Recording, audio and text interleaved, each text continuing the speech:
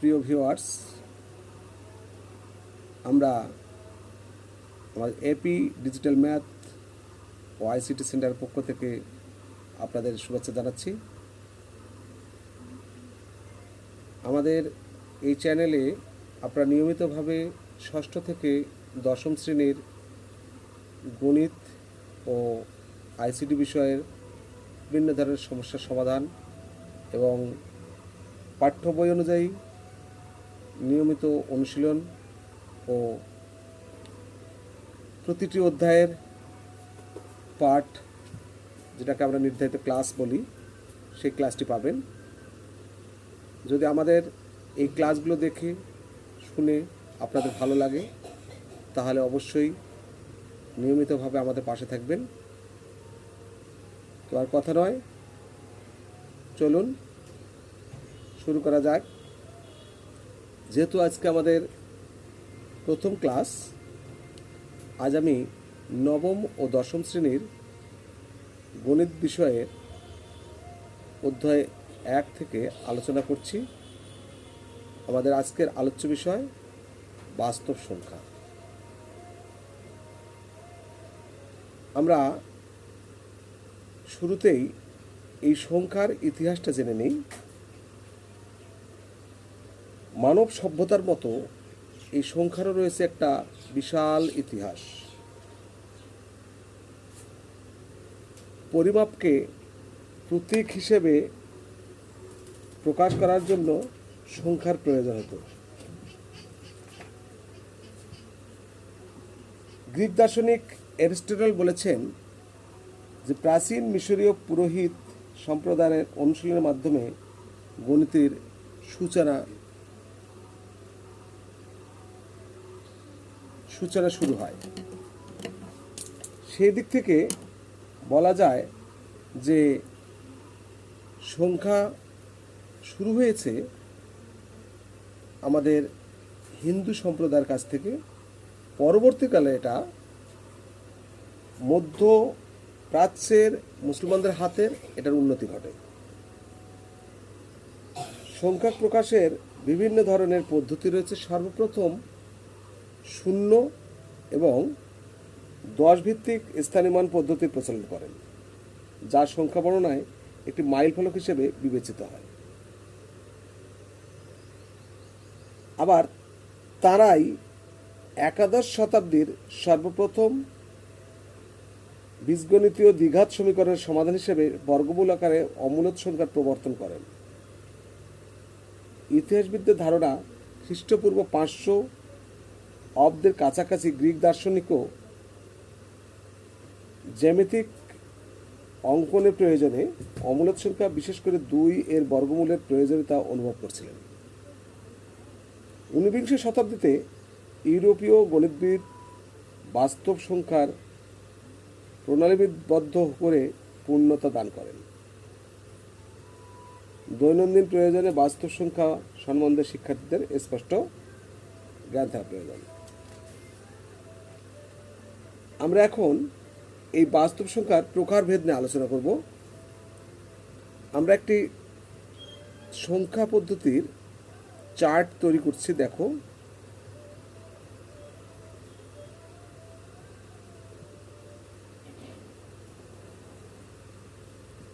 এই বাস্তব সংখ্যা মূলত 2 ধরনের, একটা মূলদ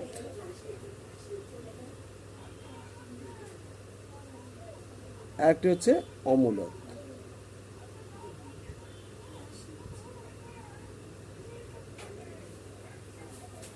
এই মূলদ সংখ্যা আবার 2 ভাগে ভাগ করা হচ্ছে।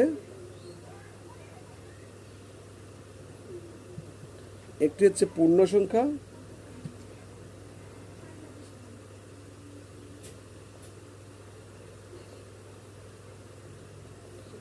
আরেকটি হচ্ছে ভগ্নাংশ সংখ্যা।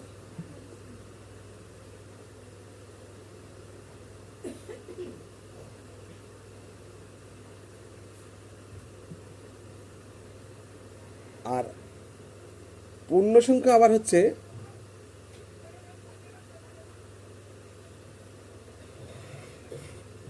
3 ধরনের সংখ্যাকে আমরা পূর্ণ সংখ্যা বলতে পারি।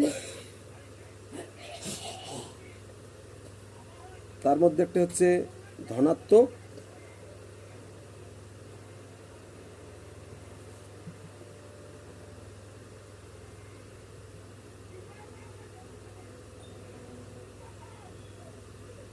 আর হচ্ছে ঋণাত্মক।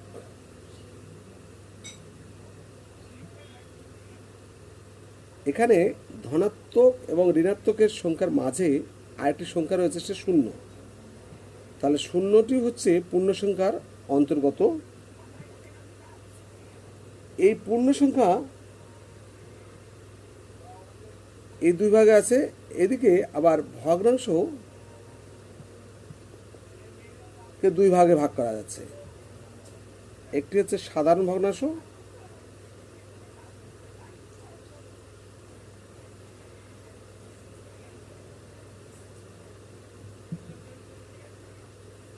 আর হচ্ছে দশমিক ভগ্নাংশ।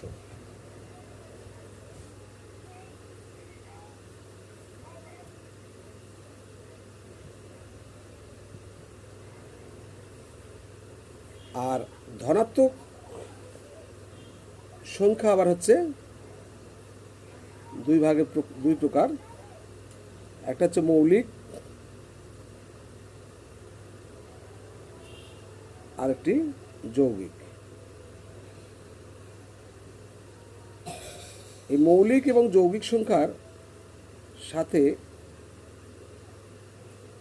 আর এক ধরনের সংখ্যা আছে, সেটা হচ্ছে এক। এটি অবশ্য মৌলিকও নয়, যৌগিকও নয়, এই জন্য এটাকে বলা হয় সহমৌলিক সংখ্যা। আর মৌলিক সংখ্যা এবং যৌগিক সংখ্যাগুলো কি, এটা আমরা পরবর্তীতে আলোচনা করব। এই সাধারণ ভগ্নাংশগুলো আবার তিন প্রকার। তার মধ্যে আমরা দুই প্রকারকেই ভালোভাবে চিনি। একটি হচ্ছে প্রকৃত, আর হচ্ছে অপ্রকৃত।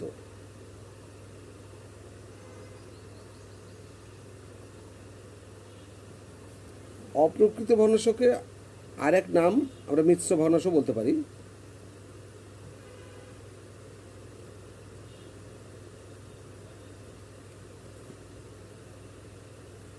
আর দশমিক ভগ্নাংশ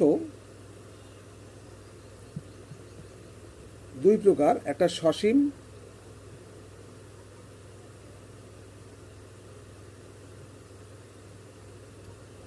আর হচ্ছে অসীম।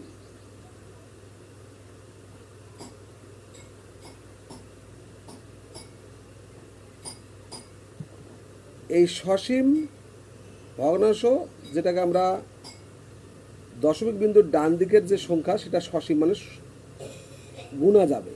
আর অসীম আবৃত ভগ্নাংশ, অর্থাৎ এটা অসংখ্য হতে পারে এবং আবৃত থাকতে পারে। আবৃত কি, যদি কিছু, আমরা এটা পরবর্তী আবারও আলোচনা করব।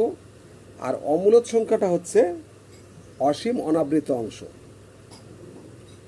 অসীম অনাবৃত ভগ্নাংশ।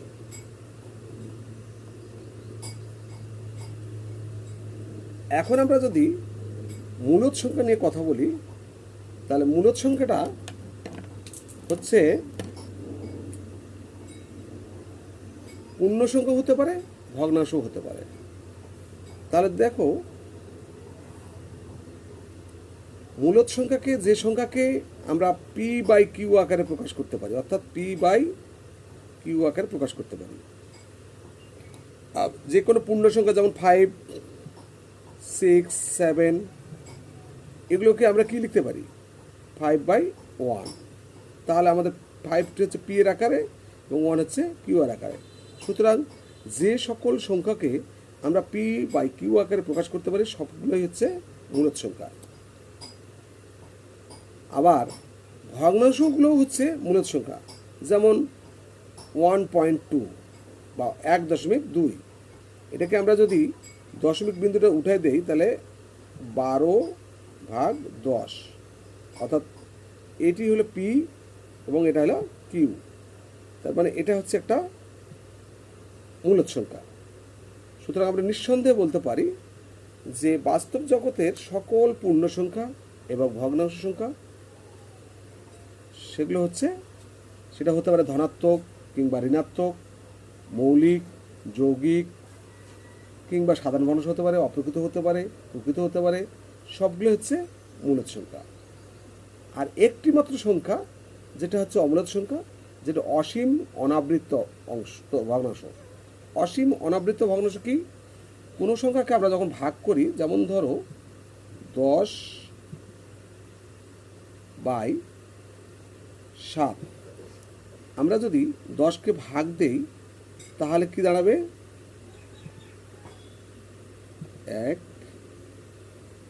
নিচে হচ্ছে 3, দশমিক নেওয়ার পর 0, 4 7 28, 2 0, 7 দুগুণে 14, 6 0, 27 56।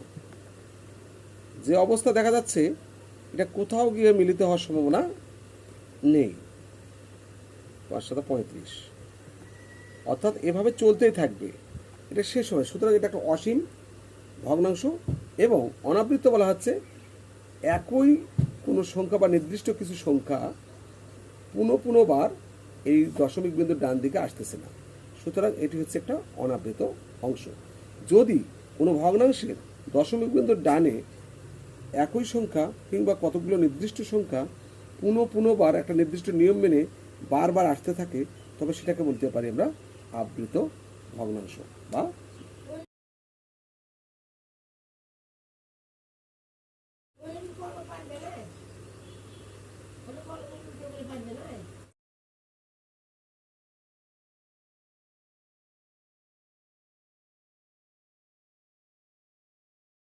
বাজিয়ে আমাদের সর্বদা আমাদের পাশে থাকবেন এবং অনেক